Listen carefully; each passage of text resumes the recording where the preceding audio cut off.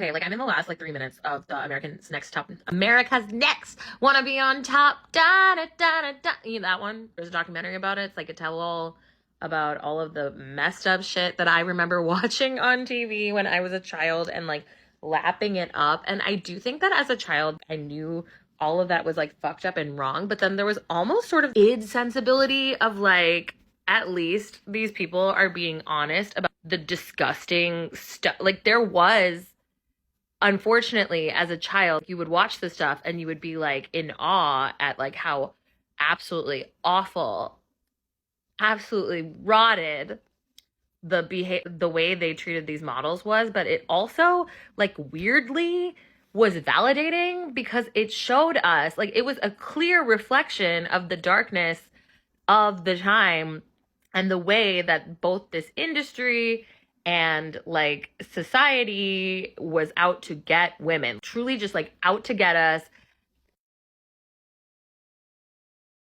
13, like looking at my tummy and finding problems with it, knowing that I could never be a model because like I'm not 5'8" and like not finding myself beautiful, but then at the same time sort of being empowered by the fact that there were like Black women on the show.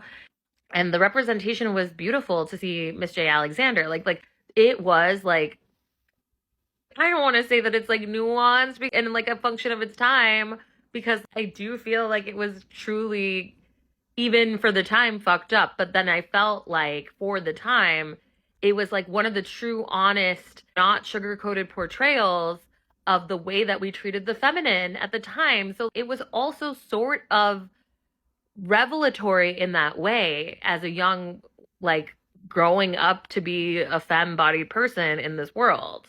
But I also low-key think they're soft launching Tyra's reboot.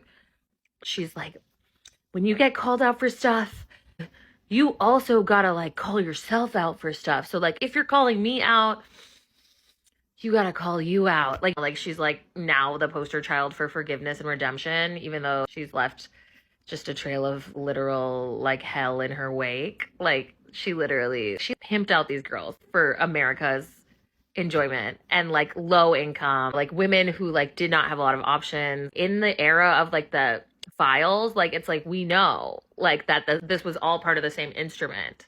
Those women are like on one level, like you could almost say that like the ones who weren't as successful in modeling, maybe they're lucky.